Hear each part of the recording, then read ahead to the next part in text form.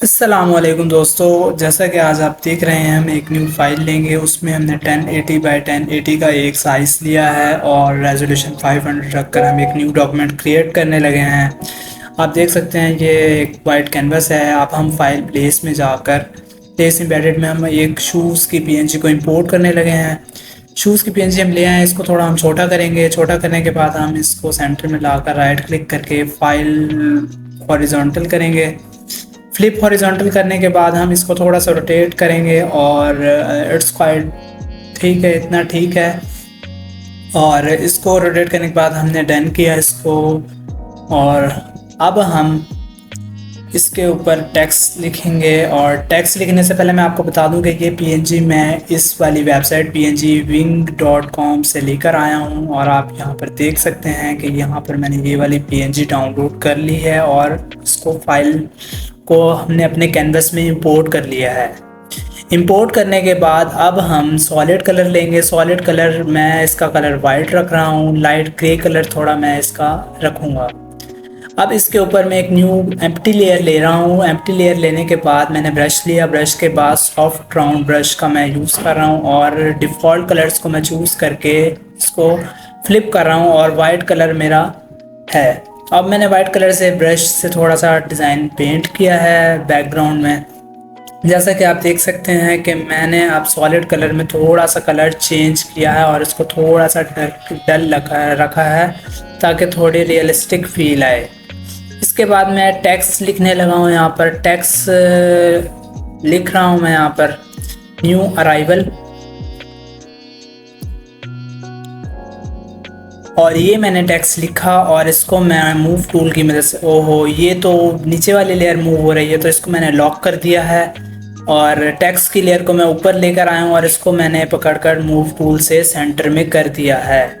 अब मैंने character panel open किया और मैं इसका फॉन्ट चूज़ कर रहा हूँ मैवलिन रेगुलर। और इसका कलर जो है वो मैं ब्लैक रख रहा हूँ। टेक्स्ट का कलर ब्लैक है और पॉइंट्स इसकी मैंने वैल्यू जो है वो 10 पॉइंट्स ऑलमोस्ट रखी है। अब इसका साइज़ थोड़ा छोटा हो गया है और अब मैं रेज़र से शूज़ की लेयर को सिलेक्ट करके रास्टराइज कर रहा हूँ राइट क्लिक करके। और ये मैंने रेज़र से इसको रिमूव कर दिया। रेज़र टूल में मैजिक रेज़र टूल से मैंने इसको रिमूव किया है और टॉलरेंस मेरी मैजिक रेज़र की 30 थी। और इस लेयर को मैं नीचे लेकर आया हूँ, टेक्स्ट की लेयर को मैंने ऊपर कर दिया है। अब मैंने एक न्यू एम्प्टी लेयर ली है और मैं एक शेप ड्रा करने लगा हूँ लासो टूल की मदद से। सॉरी, लासो टूल को मैं अभी यूज़ नहीं करूँगा। अभी फ़िलहाल मैं एक रेक्टेंगल टूल की मदद से ही शेप ड्रा करने लगा हूँ और ये मैंने शेप ड्रा कर ली है। इसका कलर मैं चेंज करूँगा डबल क्लिक करके। एंड ये मैंने कलर इसका कलर पिकर से ही यहीं से चूज़ कर रहा हूँ और ये मैंने light red colour soft colour use किया है। सॉफ्ट कलर को यूज़ करने के बाद अब मैं राइट क्लिक करूँगा, मूव टूल पर जाऊँगा और राइट क्लिक करूँ, कंट्रोल टी दबाऊँगा एंड राइट क्लिक करके मैंने इसको थोड़ा सा डिस्टॉर्ट करना है। तो डिस्टॉर्ट के ऑप्शन पर क्लिक किया एंड मैं इस तरह इसके पॉइंट्स को मूव कर सकता हूँ अपने हिसाब से। तो आप ये देखें मैं इसको मूव कर रहा हूँ।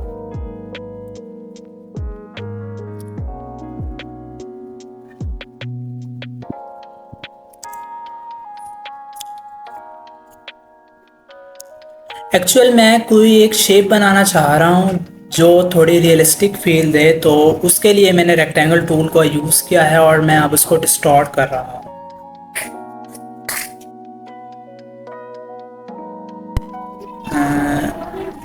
आई थिंक शूज़ की पोजीशन थोड़ी डिफरेंट है। कंट्रोल टी दबाकर मैं शूज़ को भी थोड़ा मूव करवा रहा हूँ और इसको मैं इधर रखा और आई think it's better.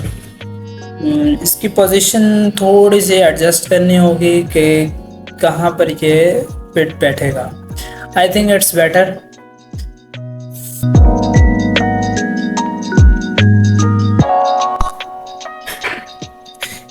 New layer ली है, लासो टूल की मदद से एक न्यू शेप क्रिएट करने लगा हूँ और ये मैंने एक पॉइंट लगाया, ये दूसरा पॉइंट लगाया, पॉलीगॉन लासो टूल की मदद से मैंने ये तीसरा पॉइंट लगाया और ये फोर्थ पॉइंट लगा के मैंने इसको स्टार्टिंग पॉइंट से क्लोज कर दिया। अब कलर पिकर की मदद से मैंने इसका कलर चूज़ किया और ब्रश से मैंने यहाँ पर पेंट कर दिया। और अब मैं थोड़ा लाइट कलर लेने लगा हूँ ताकि दोबारा से लाइट कलर लेकर यहाँ पर थोड़ा थोड़ा रियलिस्टिक फील दूँ। और ये मैंने ब्रश को दोबारा से सिलेक्ट किया और ब्रश का साइज़ थोड़ा सा छोटा करके मैं ये इसको थोड़ा कलर मैंने इसमें ऐड कर दिया। नेक्स्ट मैं इसी की दोबारा से, बल्कि पहले मैं इसको नीचे लेकर जाऊंगा इस लेयर को। अब मैं इस लेयर की कंट्रोल जे से कॉपी लूंगा।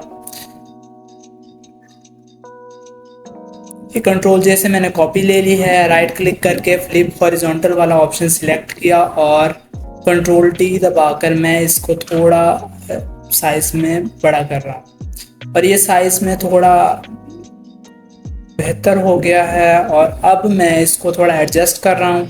एडजस्ट करने के बाद ये मैंने इसको ओके प्रेस किया और अब मैं इन दोनों को के दरमियान गैप है, उस गैप को ख़त्म करना चाहता हूँ, जिसके लिए मैंने दोबारा से उस लेयर को कंट्रोल टी दबा के राइट क्लिक करके डिस्टॉर्ट किया और इन पॉइंट्स की मदद से मैं इसको मूव करके इसको थोड़ा मर्ज कर रहा हूँ। पर ये मैंने ऑलमोस्ट डन कर दिया है।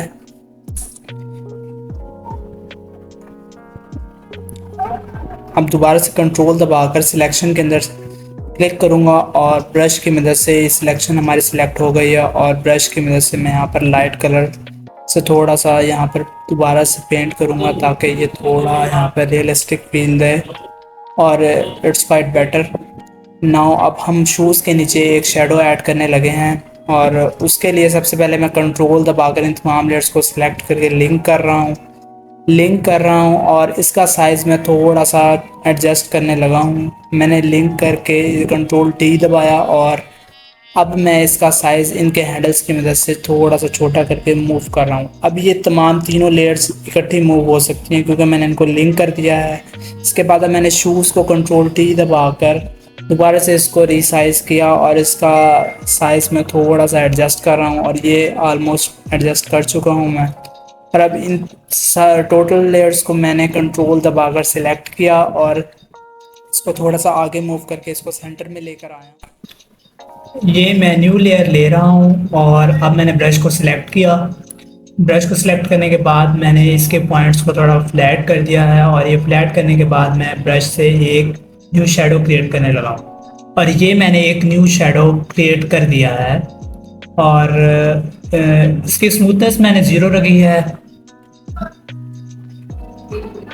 मूव टूल को मैंने सिलेक्ट किया और अब मैं मास्क क्रिएट करके एक सॉफ्ट राउंड ब्रश ले रहा हूँ और मैं इस मास्क की मदद से इसको मैं रिमूव कर रहा हूँ जो जो एक्स्ट्रा पार्ट शैडो में क्रिएट हुआ है।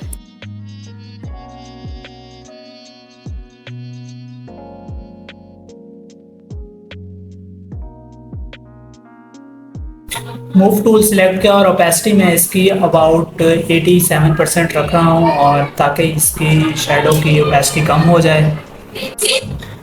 अब मैं दोबारा से एक न्यू लेयर एम्प्टी लेने लगा हूँ और ये मैंने न्यू लेयर ली है और इसके बाद मैं ब्रश की मदद से एक और शेडो शूज़ के नीचे क्रिएट कर रहा हूँ और ये मैंने एक न्यू शूज़ के नीचे एक शेडो क्रिएट किया है।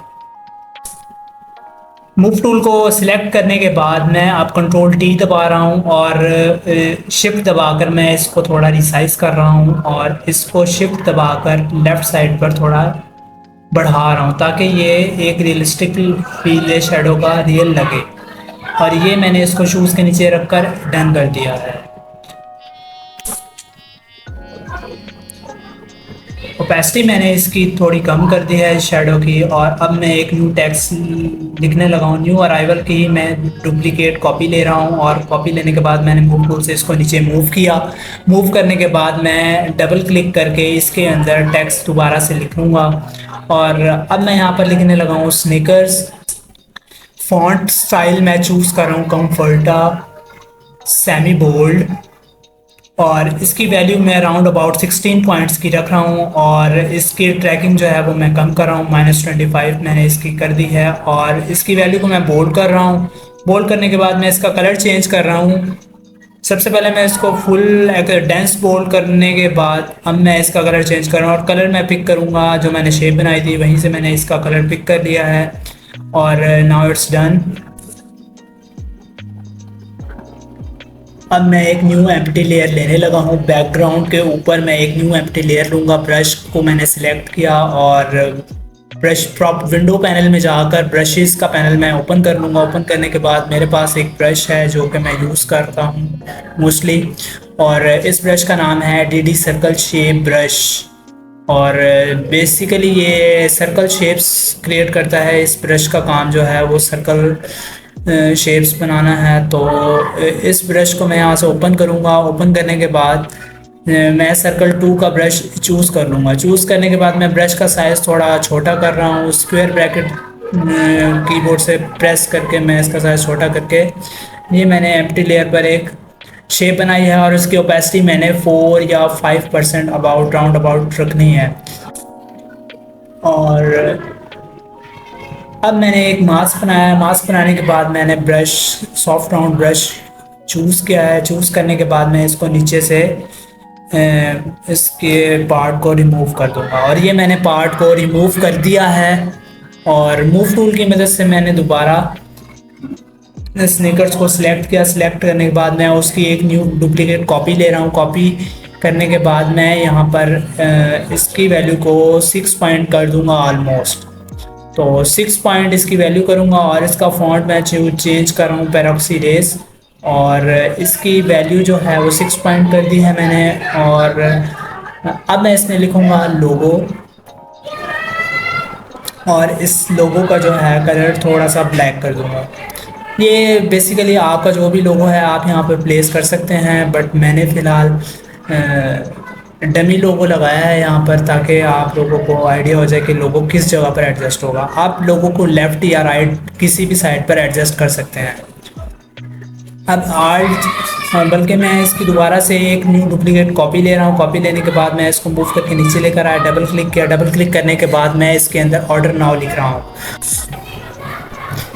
अब मैं इसका कलर चेंज करूँगा। डबल क्लिक करके मैंने सबसे पहले नाव को सिलेक्ट किया। सिलेक्ट करने के बाद मैं कलर में गया। कलर पैनल से मैंने इसका कलर चूज़ किया कलर पिकर की मदद से, और मैंने इसका कलर चेंज कर दिया। और अब मैं एक स्पेस ऐड करूँगा। स्पेस ऐड करने के बाद मैं इसको सेंटर लाइन करूँगा। पैराग्राफ में जाकर मैंने इसको सेंटर लाइन किया, और ये मैंने इसको सेंटर लाइन कर दिया है। और इसके बाद मैं एक शेप क्रिएट करूँगा। रेक्टेंगल टूल्स में जाकर राउंड रेक्टेंगल टूल को मैं चूज़ करके एक राउंड रेक्टेंगल बनाऊँगा, और ये मैंने एक राउंड रेक्टेंगल ड्रा किया है। ड्रा करने के बाद मैं इसका फिल जो है वो ऑफ कर दूंगा, और स्ट्रोक जो है मैं उसकी वैल्यू को ब्लैक कर दूंगा।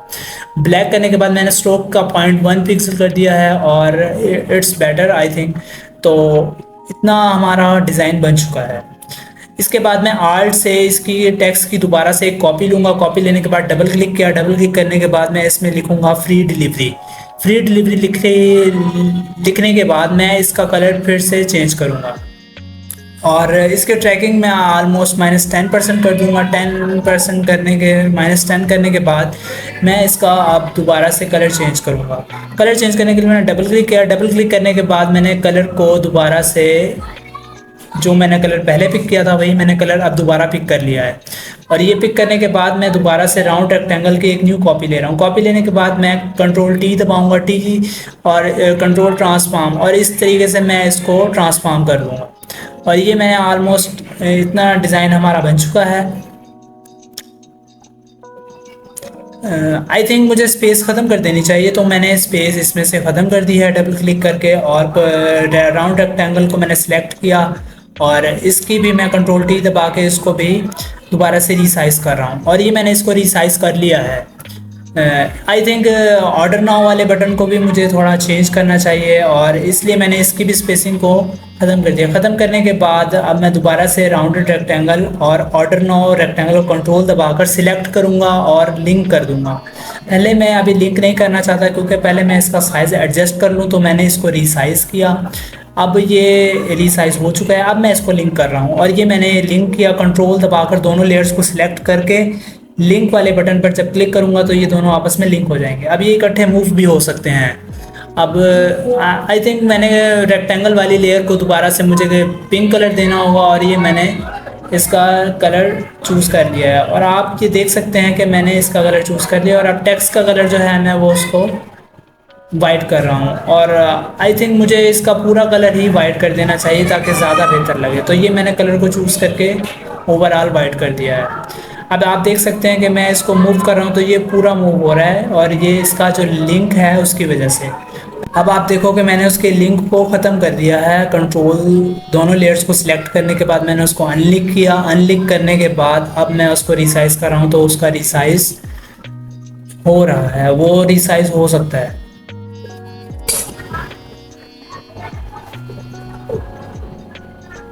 दोबारा से मैंने इसका light grey colour solid colour को थोड़ा सा मैं लाइट कर रहा हूँ और ये मैंने इसका कलर लाइट कर दिया है ताकि हमें कोई डिज़ाइन थोड़ा बेहतर लगे। और अब मैं लोगों की दोबारा से आल्ट दबाकर कॉपी ले रहा हूँ और ये मैंने आल्ट दबाकर कॉपी ली, डबल क्लिक किया और इसके अंदर और अब मैं इसका टेक्स्ट जो है वो चेंज कर रहा हूँ और ये मैं चेंज करके यहाँ पर लिख रहा हूँ elevate your steps, elevate every step. और ये मैंने लिखा है एलिवेट एवरी स्टेप और कंट्रोल टी दबा के मैं इसका साइज़ रिसाइज कर रहा हूँ और ये इसका साइज़ मैंने इंक्रीज़ किया। इंक्रीज़ करने के बाद मैंने इसको रोटेट किया। रोटेट करने के बाद मैं मूव करवा के इसको यहाँ पर लेकर आ रहा हूँ और इसको मैंने सेंटर में रखा। सेंटर में रखने के बाद मैं इसका साइज़ कैनवस के हिसाब से इंक्रीज़ कर रहा हूँ और इसका साइज़ मैंने इंक्रीज़ कर लिया है ऑलमोस्ट इट्स परफेक्ट। और मैं इसको यहाँ पर एडजस्ट कर रहा हूँ और अब मैं इसका कलर जो है वो चेंज कर रहा हूँ। करेक्टर पैनल में जाकर मैंने इसका कलर वाइट कर दिया है। वाइट करने के बाद मैं इसको इफेक्ट्स में जाकर इस पर स्ट्रोक अप्लाई कर रहा हूँ। स्ट्रोक में जाकर मैंने इसका साइज़ जो है उसकी वैल्यू 1 रखी है और स्ट्रोक का कलर जो है वो मैं यहाँ से कलर से पिक कर रहा हूँ और ये मैंने इसका कलर पिक कर लिया है, आप देख सकते हैं। और इस लेयर को मूव करवा कर मैं नीचे लेकर आ रहा हूँ और ये मैं इसको बिल्कुल बैकग्राउंड के नीचे लेकर जा रहा हूँ और इसके बाद मैं इसकी कॉपी ले रहा हूँ आल्ट दबाकर। ये मैंने इसकी कॉपी ली है और इन तमाम लेयर्स को शिफ्ट दबाकर मैंने सिलेक्ट किया और ये मैंने शिफ्ट दबाकर सिलेक्ट करने के बाद इनको कंट्रोल जी दबाया और इसको ग्रुप कर दिया। ग्रुप करने के बाद मैं इसको मूव करवा के नीचे बैकग्राउंड लेयर पर लेकर आ रहा हूँ और ये मैंने यहाँ पर मूव करवाया और इसकी ओपेसिटी को मैं डाउन कर रहा हूँ और डाउन करने के बाद मैंने इसकी वैल्यू को अबाउट 23% रखा है और इसकी कंट्रोल जे दबा के इस ग्रुप की कॉपी ली। कॉपी लेने के बाद मैं इसको मूव कर रहा हूँ। मूव करके मैंने कंट्रोल टी दबा के इसको मूव करवाया। मूव करवाने के बाद मैं इनको कंट्रोल जी दबा के दोनों ग्रुप्स को एक और ग्रुप में ऐड कर रहा हूँ और मास्क पर क्लिक करके मैंने मास्क क्रिएट किया और ग्रेडियंट टूल से मैंने यहाँ पर मास्क में एक ग्रेडियंट से मैंने एक मास्क में ब्लैक कलर का ऐड कर दिया शैडो ताकि ये हाइड हो जाए तमाम टेक्स्ट की लेयर। और ये हाइड हो गई है। कंट्रोल टी दबाकर मैं इसको ट्रांसफॉर्म कर रहा हूँ। ट्रांसफॉर्म करने के बाद मैं इसको डन कर रहा हूँ। तो ऑलमोस्ट हमारा डिज़ाइन रेडी है।